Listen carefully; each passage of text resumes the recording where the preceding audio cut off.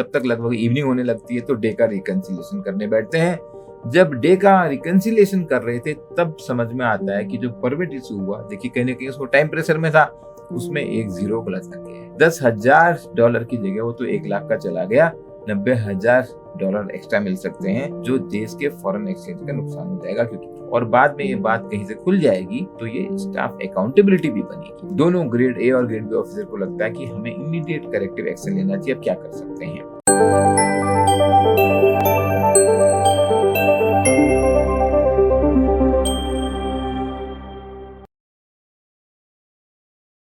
Hello everyone, welcome to I exam for 50% faster preparation. मेरा नाम है चंद्र प्रकाश जोशी। आज मैं आपके सामने लेके आ रहा हूँ एक इंटरेस्टिंग कहानी, आरबीआई में एक दिन का राजा।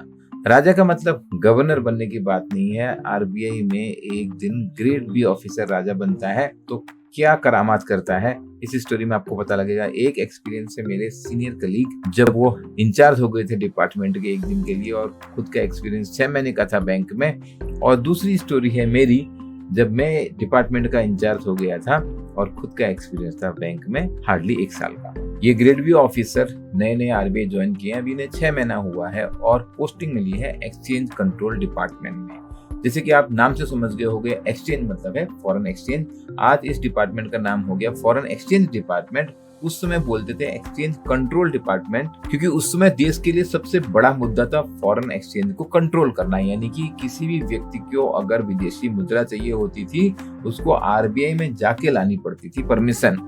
मैंने तो ये भी सुना है अपने सीनियर से कि अगर अमिताभ बच्चन को भी विदेश जाना है, फॉरेन मूवी शूटिंग होती थी, तो उनको भी आरबीआई में आके लाइन लगानी पड़ती थी। एक परमिट लेना होता था फॉरेन एक्सचेंज लेने के लिए। आरबीआई जब वो परमिट जारी कर देगा, उसके बेसिस पे जाके आप बाहर ऑथराइज्ड डीलर से फॉरेन एक्सचेंज ले सकते हैं। ऑथराइज्ड डीलर्स वो संस्थान होते हैं, मोस्टली ये बैंक होते हैं। बैंक के अलावा और भी कुछ कंपनीज होती है जो ऑथराइज्ड हैं फॉरेन एक्सचेंज बेचने के लिए, और आरबीआई ही ऑथराइज्ड डीलर अपॉइंट करता है। अब इंटरेस्टिंग बात क्या है कि ये जो ग्रेड बी ऑफिसर है डिपार्टमेंट में, अकेले ग्रेड बी ऑफिसर है। छोटा डिपार्टमेंट है क्योंकि कंपैरेटिवली छोटा ऑफिस है। डिपार्टमेंट को हेड कर रहे हैं, एक्सचेंज कंट्रोल डिपार्टमेंट को हेड कर रहे हैं grade C officer. Grade C officer होता है एजीएम। एक दिन ये एजीएम साहब छुट्टी पे हैं और आज ग्रेड बी ऑफिसर राजा हैं, वो डिपार्टमेंट के हेड हैं, हेड ऑफ द डिपार्टमेंट है। नया grade B officer still under probation. उनके साथ में टीम है, एक ग्रेड ए ऑफिसर, एक क्लर्क, एक पियोन और कुछ एक असिस्टेंट डिपार्टमेंट में। छोटा सा डिपार्टमेंट है। और काम क्या है, जिसको फॉरेन एक्सचेंज चाहिए वो ऑफिस में आएगा, आपसे अपनी रिक्वेस्ट देगा और आप डिपेंडिंग ऑन द रिक्वेस्ट, वो डिस्क्रिप्शन यहाँ पे ये हेड ऑफ द डिपार्टमेंट का है, उसके बेसिस पे आप अलाउ करोगे कि आपको कितना इनको परमिट देना है, कितने फॉरेन एक्सचेंज इनको इशू करा जाए। हेड ऑफ द डिपार्टमेंट का केबिन है। आज ग्रेड बी ऑफिसर को केबिन में बैठने को मिला है। ऐसा नहीं है कि बहुत उत्सुक थे वहां बैठने के लिए, लेकिन क्योंकि एक प्रोटोकॉल होता है और अब यहाँ कस्टमर इंटरेक्शन है। आरबीआई में केवल लिमिटेड डिपार्टमेंट में कस्टमर इंटरेक्शन होता है, तो यहाँ पर कस्टमर इंटरेक्शन उस टाइम में हुआ करता था। आजकल कोई व्यक्ति आरबीआई के अंदर फॉरेन एक्सचेंज मांगने नहीं आता है, पहले की बात है। तो कस्टमर जहाँ पर डीलिंग होती है, वहां पर हेड ऑफ द डिपार्टमेंट को थोड़ा सीनियर, थोड़ा हायरार्की में आगे रखने के लिए केबिन के अंदर बैठना है, जिससे कि हर आदमी उनके पास ना चला जाए, छोटी बात को लेकर। तो आज ये ग्रेड बी ऑफिसर केबिन में बैठे हुए हैं, हेड ऑफ द डिपार्टमेंट है। एक बड़ा ही इंटरेस्टिंग केस, एक यंग लेडी आ रही है डिपार्टमेंट की ओर, वेरी वेल ड्रेस्ड, और उनके साथ में उन्होंने एक व्यक्ति का हाथ पकड़ा हुआ है जो थोड़ा बड़ी उम्र के लग रहे हैं, और उनके मुंह से पाइप लटक रहा है, जो नॉर्मली कोई हॉस्पिटल में एडमिट करने के बाद फीडिंग के लिए लगा देते हैं। अरे जब पास है तो उनको दिखाई दिया ये तो नॉस्ट्रिल से पाइप जा रहा है उनके, और साथ में उसको कैरी करने के लिए एक थैली भी है, और वो लेडी के साथ उनका एक अटेंडेंट भी है। किसी को समझ में नहीं आ रहा है कि ऐसे सीरियस कैंडिडेट को आरबीआई में क्यों लाया जा रहा है। वो लेडी सामने आती है और बोलती है, ही इज माई फादर, इनको कैंसर है, कैंसर इनका काफी एडवांस स्टेज में है, हमको लंदन जाना है ट्रीटमेंट के लिए, बहुत जरूरी है, because this is my last hope, और मुझे इसके लिए फॉरेन एक्सचेंज की जरूरत है। हमने सारा प्लान बना लिया है, लंदन में बात कर ली है डॉक्टर से, और मेरे पास वहाँ का प्रिस्क्रिप्शन भी है। प्लान यह है कि कल हम यहाँ से दिल्ली जाएंगे और परसों हमारी वहाँ से फ्लाइट होगी, जिससे हम लंदन जाएंगे और इनको तुरंत हॉस्पिटल में एडमिट कर देंगे। Now I need your help कि आप जल्दी से जल्दी मुझे फॉरेन एक्सचेंज इशू कर दीजिए, और आज ही मुझे आपका लेटर चाहिए, जिससे कि कल मैं ये ऑथराइज्ड डीलर के पास जाके फॉरेन एक्सचेंज ले लूं। आप प्लीज मेरी हेल्प। नॉर्मली 1-2 दिन का टाइम लग जाता था इस परमिट को देने में। लेकिन अब क्योंकि यहाँ पे सिचुएशन बहुत सीरियस दिख रही है और सामने ही थे पेशेंट, ये भी एक रीजन रहा होगा कि वो लेडी उनको साथ लेके आई जिससे कि वो अर्जेंसी क्लियर दिखाई दे, तो उनको ये सर्टिफिकेट जल्दी मिल जाए और वो फॉरेन एक्सचेंज ले पाए। जो ग्रेड बी ऑफिसर है उन्होंने ग्रेड ए ऑफिसर को बुलाया, आपका एक्सपीरियंस क्या कहता है? क्योंकि जो ग्रेड ए ऑफिसर हैं वो भले से ही ग्रेड ए हैं, जूनियर हैं, लेकिन वो एक्सपीरियंस में बहुत सीनियर है, ऑलरेडी बैंक में 20 साल से काम कर रहे हैं। उन्होंने ये रिकमेंड किया कि सर सिचुएशन तो जेन्युइन लग रही है, हम ऐसा करते हैं उनसे डॉक्यूमेंट मांग लेते हैं, बिकॉज वो हमको चाहिए भी होता है और हमारा रूल भी ये कहता है कि जो डॉक्टर वहां से लिख के देगा एक्सपेक्टेड एक्सपेंसेस, उतना ही फॉरेन एक्सचेंज के लिए हम अलाउ कर सकते हैं। ये सारे डॉक्यूमेंट उनसे कलेक्ट करवाते हैं और डॉक्टर ने फॉर एग्जांपल $10,000 लिखा हुआ है एस्टिमेटेड एक्सपेंसेस, ये $10,000 का फॉरेन एक्सचेंज के लिए परमिट बनाने को तैयार हो जाते हैं। अब परमिट जो है यहाँ पर एक बहुत ही इंपॉर्टेंट चीज है, तो एक सिक्योरिटी पेपर में चलता है। अगर आप सिक्योरिटी पेपर नहीं जानते तो अगर आपने कभी बैंक का डिमांड ड्राफ्ट देखा हो, जिसमें हर एक पेपर पे एक पर्टिकुलर नंबर होता है और वो प्रॉपर तरीके से रिकॉर्ड में रखा जाता है, लॉकर रूम में रखा जाता है। इस पेपर को एक भी कागज अगर खराब भी हो गया उसका भी रिकॉर्ड रखना पड़ता है, जिससे कि इसकी फॉर्जरी ना हो पाए। ग्रेड बी ऑफिसर अपने क्लर्क को बोलते हैं कि नोट पुट अप करा जाए। जब ये बात चल रही होती है तो वहाँ लंच टाइम हो गया होता है, क्लर्क वहाँ पे होते नहीं है। और यहाँ पर इम्पोर्टेंट चीज ये भी है कि ये जो परमिट प्रिंट होएगा ये एक प्रिंटर में प्रिंट होता था और उस टाइम में होते थे डॉट मैट्रिक्स प्रिंटर, खर खर खर करके चलते थे। और अगर अलाइनमेंट गड़बड़ हो गया, आपका अपने प्रॉपर जगह पेपर नहीं लगाया, तो आपका पेपर भी वेस्ट हो जाएगा, परमिट बन भी नहीं पाएगा। तो आपको अपने क्लर्क की बिल्कुल जरूरत है। ग्रेड बी ऑफिसर अपने ग्रेड ए ऑफिसर से बोलते हैं कि सर आप देखिए, आप जाके जरा कैंटीन में देखिए, उनको बुला लाइए, क्योंकि बहुत अर्जेंट काम है, हमें इनकी मदद करनी चाहिए और ऐसे मौकों पे करना भी चाहिए। सभी लोग इस बात की इम्पोर्टेंस समझते हैं कि in every public service there is a sense of responsibility. यहाँ पर ग्रेड बी के पास वो अथॉरिटी है, but responsibility comes with this authority. एक बुक में ना रिसेंटली मैंने इसका अपोजिट पढ़ा, authority comes to those who are responsible. Remember, with great power comes great responsibility. बड़ा इंटरेस्टिंग लाइन था वो, क्योंकि जो रेस्पॉन्सिबल लोग हैं, जो अपने काम के लिए सिंसियर हैं, सीरियस हैं, उनके पास ही अथॉरिटी आती है। जो ग्रेड बी एग्जाम निकालते हैं, जो अपने काम को अच्छे से करते हैं, उनको और सीनियर पोजीशन पे भेजा जाता है।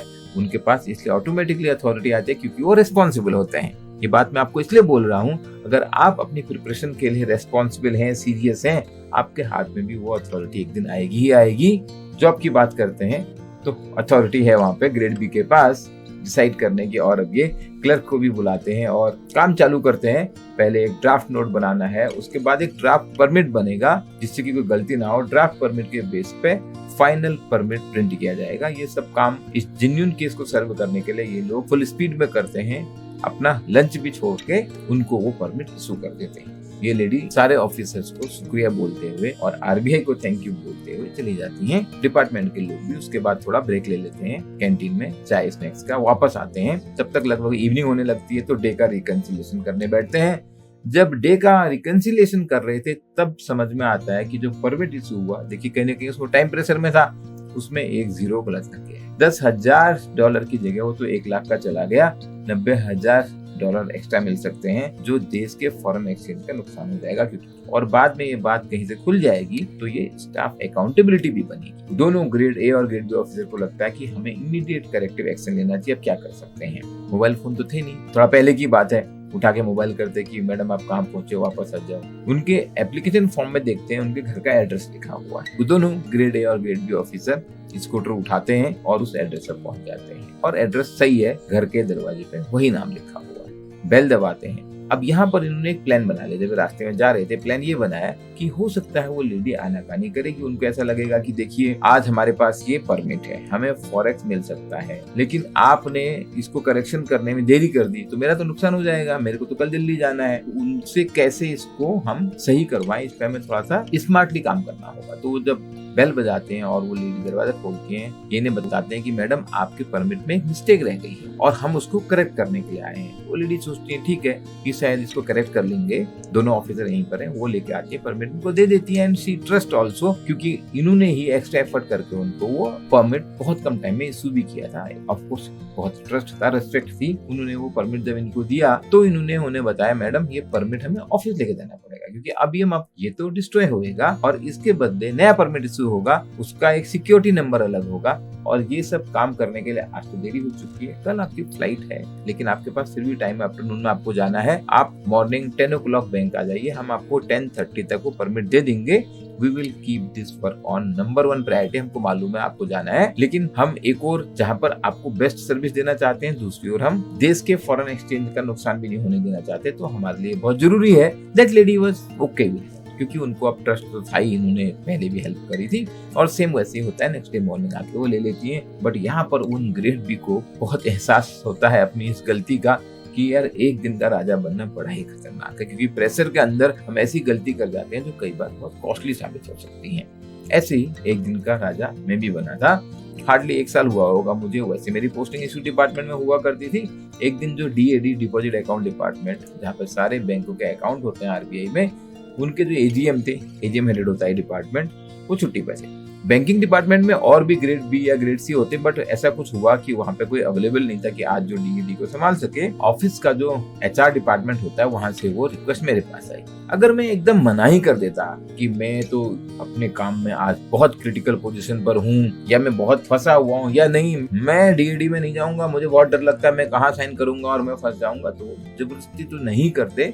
लेकिन मेरे को भी नए डिपार्टमेंट में दूसरी जगह जाने में मजा आता था, क्योंकि उससे सीखने को भी बहुत कुछ मिलता है। और क्योंकि RBI से पहले मैं ओरिएंटल बैंक में काम कर चुका था, तो मुझे इन जनरल जो NI एक्ट के बारे में है, जो चेक क्लियरिंग के बारे में है, वो बैंकिंग समझ में आती थी। मैंने भी सोचा एक दिन के लिए DAD का हेड बनने को मिलेगा, एक दिन का राजा बनने में क्या ही बुराई है। मैं तो बैंक में था, बहुत ज्यादा चेक आते थे, हमें इतना टाइम भी नहीं मिलता था कि हम उनके सिग्नेचर मैच करें, तो हम छोटे छोटे अमाउंट के 5-10 हजार रुपए के चेक तो बिना देखे पास कर देते थे। अब उतने ज्यादा मैं चेक करूंगा तो वहाँ कस्टमर लाइन खड़ी है बहुत लंबी, तो हम बैंक में, मतलब ओरिएंटल बैंक में, ऐसे छोटे छोटे अमाउंट के बिना देखे भी पास कर देते थे। सिग्नेचर मैच करने का टाइम नहीं मिलता। यहाँ पे नंबर ऑफ चेक्स कम है, लेकिन अमाउंट 200 करोड़, 400 करोड़, 700 करोड़, बहुत बड़े बड़े अमाउंट के। काम का उतना प्रेशर नहीं है, तो मैं आराम से वो सब तो चेक कर पा रहा था कि NI एक्ट के हिसाब से क्या होता है, सिग्नेचर्स कैसे हैं, नंबर क्या है, वो सब के और जो एस्पेक्ट हैं वो मुझे समझ में ज्यादा आ नहीं रहे थे। वहाँ पे टीम पुरानी थी, जो ग्रेड ऑफिसर्स हैं 2-3,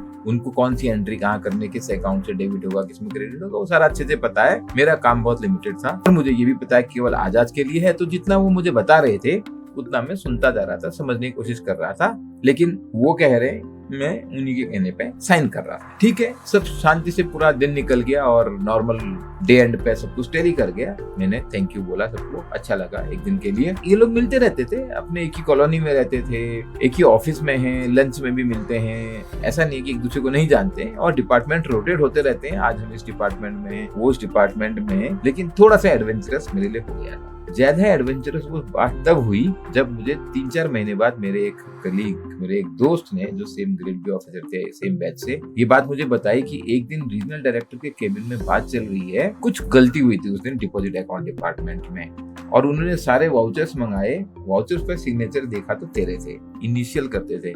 वो किसी को पहचानने में नहीं आ रहे कि ये करे किसने, क्योंकि ये तो बैंकिंग डिपार्टमेंट में है नहीं। उतना रिकॉर्ड किसी ने चेक करने की कोशिश नहीं करी कि उस दिन इशू डिपार्टमेंट से CP जोशी को भेजा गया था वहां पे। बोले गलतियां थी, अब गलती डिटेल क्या थी मुझे याद नहीं करी, वो कोशिश कर रही है किसने करा। अब मैं तेरे सिग्नेचर पहचान ले रहा था, लेकिन मैंने भी कहा मैं क्यों बोलूं, मेरे से थोड़ी ना पूछ रहे हैं, वो लोग आपस में कर रहे हैं, तो मैं भी साइलेंट रहा। अगर तेरे को पूछेंगे तभी तो जवाब देना, but just I am telling you. शायद वो मुद्दा उतना बड़ा नहीं रहा होगा, मेरे तक कभी आया नहीं, बट इतना मुझे पता लग गया कि एक दिन का राजा बनने में ना ये गलती बहुत हो सकती है। मेरे से भी गलती तो हुई थी कुछ। इन स्टोरीज को शेयर करने का पर्पस ये है कि ऐसा होता है कभी कभी, बहुत कम टाइम में हमको बड़ी रिस्पॉन्सिबिलिटी मिल जाती है, हमें वो करनी भी होती है, उसमें हमारे से मिस्टेक्स भी हो सकती हैं। Most of the time consequences बहुत ऐसे खराब नहीं होते हैं, because RBI is very very employ friendly organisation, बहुत सारे चेक्स एंड बैलेंसेस हैं, बट हमको अपनी ओर से ज्यादा केयरफुल रहना चाहिए, स्पेशली जब हम एक दिन के राजा बन जाते हैं।